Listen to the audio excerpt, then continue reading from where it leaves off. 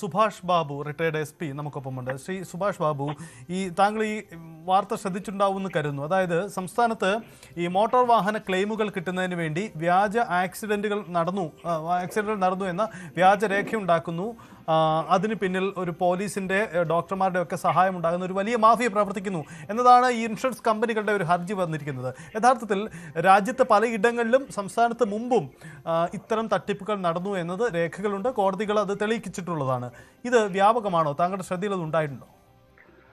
അല്ല, അത് പണ്ട് വളരെ വർഷങ്ങളായിട്ട് നടന്നുകൊണ്ടിരിക്കുന്ന ഒരു സംവിധാനമാണിത്. കാരണം അത് ഈ ആക്സിഡന്റ് ആയി കഴിഞ്ഞാൽ പോലീസ് ഉദ്യോഗസ്ഥന്മാര് ചില പ്രത്യേക വക്കീൽമാർ കൊടുക്കുക, അവരുടെ ഏജന്റുമാരുണ്ടാവും, അവർ അവിടെ നിന്ന് പണം വാങ്ങും. അത് കഴിഞ്ഞതിന് ശേഷം ഹോസ്പിറ്റലിൽ പോയിട്ട് ചില ഡോക്ടേഴ്സ്, അത് അപൂർവം ചില ഡോക്ടർമാരൊക്കെ ഇതിനകത്ത് ഇല്ലാത്ത ഇഞ്ചുറി എഴുതുകയും കൂടുതൽ ദിവസം ട്രീറ്റ്മെന്റ് കാണിക്കുകയും കപ്പാസിറ്റേഷൻ കാണിക്കുകയും ഒക്കെ ചെയ്തിട്ട് അവർക്ക് പണം കൊടുത്തിട്ട് അവരെ സ്വാധീനിക്കുക. അതുവഴി സർട്ടിഫിക്കറ്റ് നേടുക, ഇൻഷുറൻസ് കമ്പനി പോവുക, MACT കേസ് കൊടുക്കുക. കേസ് കൊടുത്തതിന് ശേഷം അങ്ങനെ വാങ്ങുന്ന ഒരു മാഫിയ അത് ഉണ്ട്. അത് പിന്നെ രണ്ടാമത്തെ എന്താ പറയുക, ആക്സിഡന്റും അതേമാതിരി ഫയർ ഒന്നും ഉണ്ടാകാതെ വേറെ ഏതെങ്കിലും കാരണം കൊണ്ട് വണ്ടിക്ക് പരിക്ക് പറ്റി, ആൾക്ക് പരിക്ക് പറ്റി കഴിഞ്ഞാൽ അത് ആക്സിഡന്റ് കൊണ്ടാണ് എന്ന് പറയും. ഏതെങ്കിലും ഒരു വണ്ടി കാണിക്കുകയും അതിന്റെ പശ്ചാത്തലത്തിൽ ഹോസ്പിറ്റലിൽ പോവുക. അതും ഇതേ രീതിയിൽ ഒരു മാഫിയ വേറെ പ്രവർത്തിക്കുന്നുണ്ട്. അത് പോലീസ് ഉദ്യോഗസ്ഥന്മാർ, ചില അപൂർവം പോലീസ് ഉദ്യോഗസ്ഥന്മാരും കൂടെ ഒത്താശ ചെയ്തിട്ട് ഇവരെല്ലാം കൂട്ടുകച്ചവടം മാതിരി ഒരുപാട് കള്ള ക്ലെയിമുകൾ വാങ്ങിയിരിക്കുന്നുണ്ട്. ഒരുപാട് കേസുകൾ അങ്ങനെ ഇൻഷുറൻസ് കമ്പനി ഇൻവെസ്റ്റിഗേറ്റേഴ്സിനെ കൊണ്ടൊക്കെ അന്വേഷിച്ച് കണ്ടുപിടിക്കുന്നു. ചില ഇൻവെസ്റ്റിഗേറ്റേഴ്സും അവരെ കൊല്ലൂടി ചെയ്യുന്ന ഒരു സമയമുണ്ട്. അപ്പൊ അങ്ങനെ വ്യാപകമായിട്ട് തട്ടിപ്പൊക്കെ വന്നതോട് കൂടിയിട്ട് പിന്നെ കുറെ അഡ്വക്കേറ്റ്സ് ഫണ്ട് ഫീസ് വാങ്ങുന്നത് എങ്ങനെയാന്ന് പറയുന്ന പണമൊക്കെ അവർക്കാണ് കൊടുത്തുകൊണ്ടിരുന്നത്. അന്ന് ഈ കക്ഷികൾക്ക് പൈസ കൊടുക്കാറ് മുഴുവനും ഈ ഇൻഷുറൻസ് ഈ വക്കീലന്മാരായിട്ടുള്ള ചില ആൾക്കാർ അത് അടിച്ചു മാറ്റിയതിന്റെ പശ്ചാത്തലത്തിൽ കേസ് ചെക്കായിട്ട് കൊടുത്തു. അത് കഴിഞ്ഞതിന് ശേഷം കക്ഷികളുടെ അക്കൗണ്ടിലേക്ക് മാത്രം കൊടുക്കുന്നു. അങ്ങനെ പല മാറ്റങ്ങളും കോടതിയിൽ പോലും വന്നിട്ടുണ്ട്. അത് ഇൻഷുറൻസ് കമ്പനികളെ മാറ്റിയിട്ടുണ്ട്. പിന്നെ ഇൻഷുറൻസ് കമ്പനിയിൽ ചില ഉദ്യോഗസ്ഥന്മാരുണ്ട്, അവരും വളരെ ഷെയ്ഡി ക്യാരക്ടേഴ്സാണ്. അവരും കൂടെ ഒത്തുചേർന്നിട്ട് ചില ക്ലെയിമുകളൊക്കെ കൊടുക്കും. ഇൻവെസ്റ്റിഗേറ്റ് ചെയ്ത് നമ്മൾ തെറ്റാണെന്ന് പറഞ്ഞ് റിപ്പോർട്ട് ചെയ്ത് കൊടുത്തു കഴിഞ്ഞാൽ തന്നെ ക്ലെയിം കൊടുക്കാൻ വേണ്ടി അവർ പ്രൈവറ്റ് ഇൻവെസ്റ്റിഗേഷനെ കൊണ്ട് അന്വേഷിപ്പിച്ചിട്ട് പണം കൊടുക്കുന്ന സംവിധാനങ്ങൾ ഇൻഷുറൻസ് കമ്പനിയിൽ ചില മാനേജർമാര് വലിയ സ്വാധീനമുള്ള ആളുകളുടെ കേസുകൾ ക്ലെയിം കൊടുക്കാൻ വേണ്ടിയിട്ട് അന്വേഷണം നടത്താതെ തന്നെ അവർ കൺവിൻസ്ഡ് ആണെന്ന് പറഞ്ഞു കൊടുക്കുന്ന ഒരുപാട് തട്ടിപ്പുകൾ ഈ ഇൻഷുറൻസ് മേഖലയിലുണ്ട്.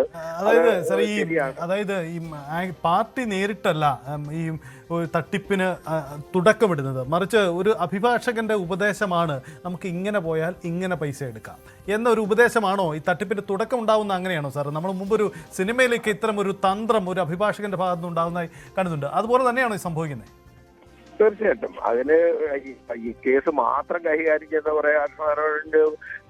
ദേശകോടീശ്വരന്മാരായ അഭിഭാഷകരൊക്കെ പല സ്ഥലങ്ങളിലും ഉള്ളത് നമുക്കൊക്കെ നേരിട്ട് അറിയുന്നതാണ്. അവർ വേറൊരു കേസും ഇല്ല. ഇതാണ് അതിനുവേണ്ടി കുറെ ഏജന്റുമാരും അതിന് പറ്റുന്ന കുറെ സംവിധാനങ്ങളും ഒക്കെ ഉണ്ട്. അവർ വളരെ ഗംഭീരമായിട്ടുള്ള സെറ്റപ്പാണ് അവരൊക്കെ ചെയ്യുന്നത്. നമ്മൾ തന്നെ അതിശയിച്ചു പോകും.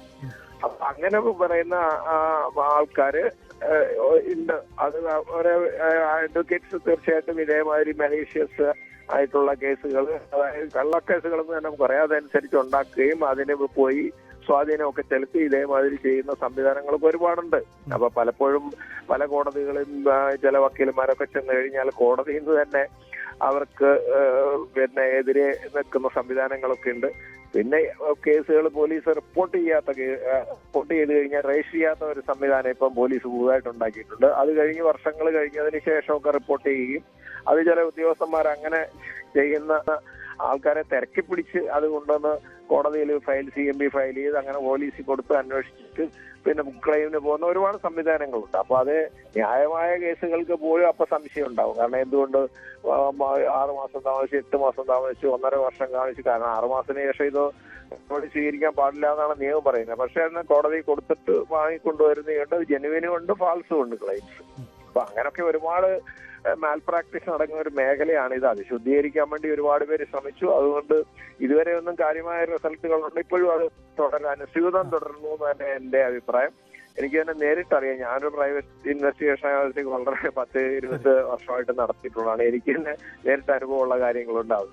ഞാൻ ചെയ്തതായതുകൊണ്ട് ഞാൻ പറയുന്നത് ശരിയല്ലല്ലോ. അതുകൊണ്ട് എന്തായാലും ഈ മേഖല ഒരു സെമി തട്ടിപ്പിന്റെ മേഖലയാണെന്ന് പറയുന്നതിന് യാതൊരു വൈമുഖ്യവും വേണ്ട എന്നാണ് എന്റെ അഭിപ്രായം. ശരി, ശ്രീ എം എ സത്താർ, ഈ ഇൻഷുറൻസ് കമ്പനികൾ പണം നൽകാൻ വിമുഖത കാട്ടുന്നു, അല്ലെങ്കിൽ പാർട്ടിക്ക് നഷ്ടപ്പെട്ട അല്ലെങ്കിൽ അവർക്കുണ്ടായ നഷ്ടത്തിന് തുല്യമായൊരു പണം നൽകാതെ പരമാവധി പിടിക്കാൻ ശ്രമിക്കുന്നു. ഇതായിരിക്കും ഇൻഷുറൻസ് കമ്പനിയുടെ ഒരു പൊതു ലൈൻ.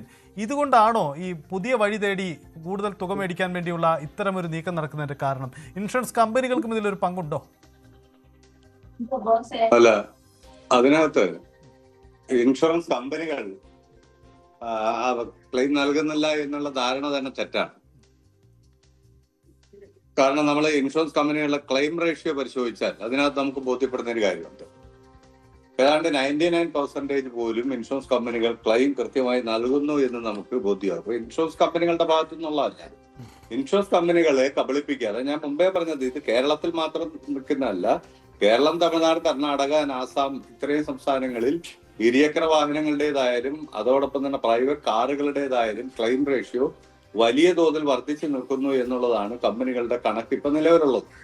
അപ്പൊ അതിന്റെ അടിസ്ഥാനമാക്കി ഇൻഷുറൻസ് കമ്പനികൾ ക്ലെയിം കൊടുക്കുന്നില്ല. ഇൻഷുറൻസ് കമ്പനികളെ വളരെ ബോധപൂർവം പറ്റിക്കുക, അല്ലെന്നുണ്ടെങ്കിൽ അതിന്റെ ഫ്രോഡ് പണി ചെയ്യുക എന്നുള്ള ഒരു ശൃംഖല പലപ്പോഴും ഇവിടെ രൂപപ്പെട്ട് വരുന്നുണ്ട്. ആ രൂപപ്പെട്ട് വരുന്നതിനെ യഥാർത്ഥത്തിൽ ചെയ്യേണ്ടത് ഗവൺമെന്റും ഇൻഷുറൻസ് കമ്പനികളും വളരെ ജോയിന്റായി ഓരോ ക്ലെയിമുകളും പരിശോധിക്കാൻ അവർ തന്നെ തയ്യാറായി മുന്നോട്ട് വരിക എന്നുള്ളതാണ് ഏറ്റവും പ്രധാനം.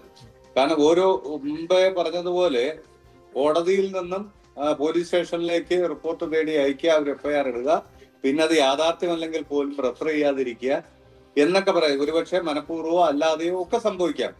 ഇതിന്റെ എല്ലാം പിന്നിൽ മുമ്പേ സൂചിപ്പിക്കുന്ന പോലെ ഏതെങ്കിലും അഡ്വക്കേറ്റിന്റെയോ ഡോക്ടറുടെയോ പോലീസിന്റെയോ ഈ ക്ലയന്റിന്റെയോ ഇങ്ങനെ ഈ 4 ആള് കൂടുന്ന ഈ ശൃംഖലയുടെ ഒരു പ്രവർത്തനത്തിന്റെ ഭാഗമായി മാത്രമേ ഇതെല്ലാം സംഭവിക്കുകയുള്ളൂ.